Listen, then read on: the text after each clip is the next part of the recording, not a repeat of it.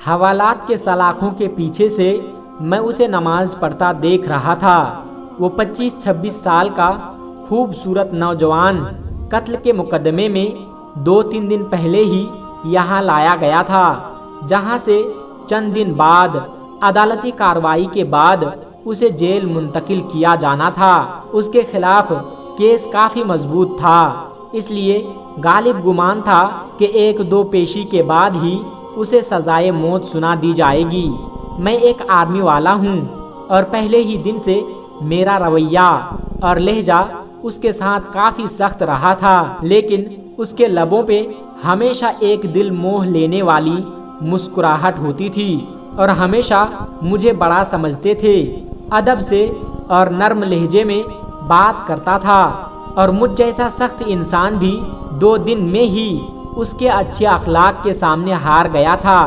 اب وہ سلام پھیرنے کے بعد دعا مانگ رہا تھا۔ میں اسے دیکھتا ہی رہ گیا۔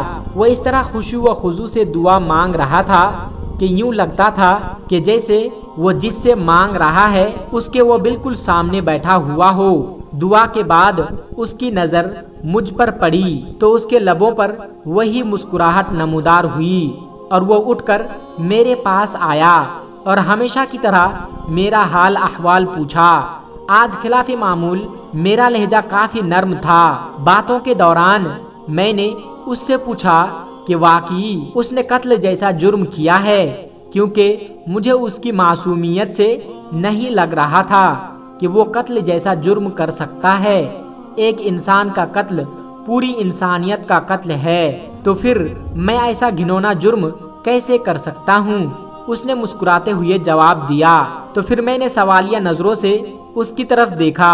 جب اللہ اس دنیا میں کسی کو اختیارات دیتا ہے تو اکثر لوگ بھول جاتے ہیں کہ یہ اختیارات اللہ تبارک و تعالیٰ کی طرف سے امانت ہے۔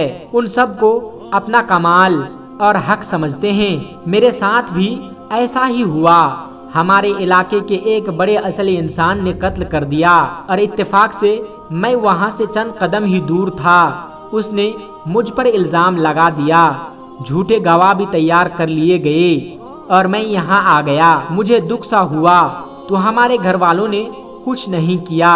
گھر والوں نے اپنے سے کوشش کی تو وہی بات اس معاشرے میں جو بھی ڈر کے مارے اس کا ساتھ دیتے ہیں، جو طاقتور ہو۔ وہ پھر سے مسکرایا۔ مجھے اس کے سکون کو دیکھ کر حیرت ہوئی کہ تمہیں ڈر نہیں لگتا کہ ہو سکتا ہے کہ کچھ دنوں تک تمہیں موت کی سزا سنا دی جائے؟ انشاءاللہ مجھے کچھ ایسا نہیں ہوگا۔ میں نے اس کے آگے اپنی عرضی رکھ دی ہے، جس کے سامنے بڑے سے بڑے بادشاہ کے بھی کوئی حیثیت نہیں۔ اس نے پر یقین کے لہجے میں جواب دیا۔ میں نے پھر سوالیہ نظروں سے اسے دیکھا۔ میں اپنے اللہ تبارک و تعالیٰ کی بات کر رہا ہوں، اسے میرے بے گناہ کا پتہ ہے، مجھے کچھ نہیں ہونے دے گا۔ اس کے ہر لفظ سے محبت ٹپک رہی تھی۔ تمہیں یقین ہے کہ دعا سے کام ہو جائے گا؟ اگر نہ ہوا تو؟ میں نے پوچھا۔ جب اس سے مانگا جاتا ہے تو پھر شک میں نہیں پڑتے کہ وہ قبول نہیں کرے گا، سب کچھ اس پر چھوڑ کر انتظار کرتے ہیں۔ اس کے لہجے میں یقین ہی یقین تھا۔ میں بس اس کے چہرے کو تاکتا ہی رہ گیا۔ اس سے پہلے اللہ پر اتنا یقین شاید ہی میں نے دیکھا ہو۔ 3 دن مزید گزر جانے کے بعد اسی دوران اس کے گھر والے بھی اس سے ملنے آئے تھے۔ وہ اپنے والدین کا ایک لوتا بیٹا تھا۔ ماں کا رو رو کر برا حال تھا، لیکن اس کے سکون میں کوئی کمی نہیں تھی۔ وہ مسلسل سمجھا رہا تھا کہ میرے اللہ کے سامنے عرضی رکھی ہے، اسے پتا ہے کہ میں بے گناہ ہوں، دیکھ لیجئے گا وہ مجھے کچھ نہیں ہونے دے گا۔ میں نے اللہ پر اتنا یقین اس سے پہلے صرف پڑھا ہی تھا، لیکن کبھی نہیں دیکھا تھا۔ میرے دل میں اس کے لیے عقیدت کے جذبات پیدا ہونا شروع ہو گئے۔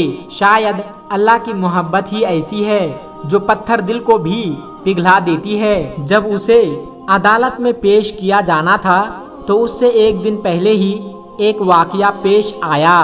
جس شخص نے خود قتل کر کے الزام اس پر لگایا تھا، وہ اپنی بیوی اور ایک لوتے بچے کے ساتھ گاڑی میں کہیں جا رہا تھا کہ ایک خوفناک حادثہ پیش آیا۔ جس کے نتیجے میں اس کی بیوی اور بچے کی موت ہو گئی اور اسے زخمی حالت میں ہسپتال منتقل کر دیا گیا۔ کافی گھنٹوں میں ہوش میں آنے کے بعد اسے بیوی اور بچے کی موت کی خبر ملی اور اس کی حالت اور بگڑ گئی۔ اسی حالت میں اسے کچھ یاد آیا تو قریب موجود ڈاکٹر کو ویڈیو بنانے کا کہا۔ بار بار اصرار کرنے پر ڈاکٹر نے نرس کو ویڈیو بنانے کا اشارہ کیا تو اس نے ویڈیو میں بڑی مشکل سے اپنے جرم کا اقرار کیا۔ اس نوجوان کو بے گناہ قرار دے کر ہاتھ جوڑ کر معافی بھی مانگی۔ اس نے ڈاکٹر سے وعدہ کیا کہ وہ یہ ویڈیو پولیس اسٹیشن لے کر جائے گا۔ شاید بیوی بچے کے مرنے کے بعد اور اپنی حالت کا علم ہو جانے کے بعد وہ اس گناہ کو ساتھ لے کر مرنا ہی نہیں چاہتا تھا۔ ادھر ویڈیو پولیس اسٹیشن پہنچی، ادھر وہ مر گیا۔ آج عدالت میں اس کی پیشی تھی۔ عدالت کے سامنے اس کی بے گناہی کا ناقابل تردید ثبوت ویڈیو کی شکل میں موجود تھا، اس لیے اسے باعزت بری کر دیا گیا۔ میں کمرہ عدالت میں کھڑا گمشم سوچ رہا تھا کہ اللہ تبارک و تعالی بندوں کی جو صحیح معنوں میں اس پر ایمان لاتے ہیں ان کی کیسے مدد کر سکتا ہے۔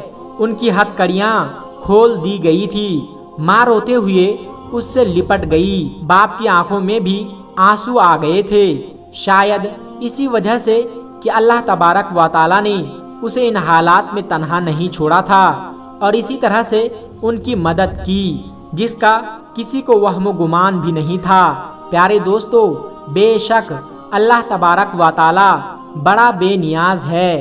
اگر آپ کسی کے ساتھ ظلم کریں گے تو اس کی سزا آپ کو خود بھگتنی پڑے گی۔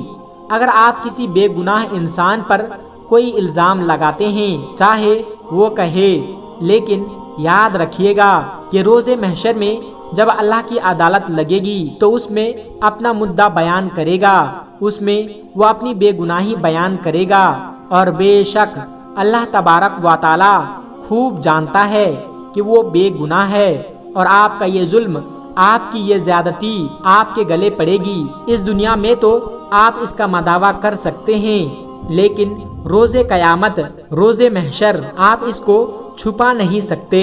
بے شک ایک انسان کا قتل پوری انسانیت کا قتل ہے، جو چاہے کچھ بھی ہو۔ ہمارا دین اسلام ہمیں یہ سبق دیتا ہے کہ کسی کو ناحق قتل نہیں کرنا چاہیے، اور اگر کچھ غلطی خطا ہو بھی جائے تو اس کا الزام کسی دوسرے پر نہیں ڈالنا چاہیے۔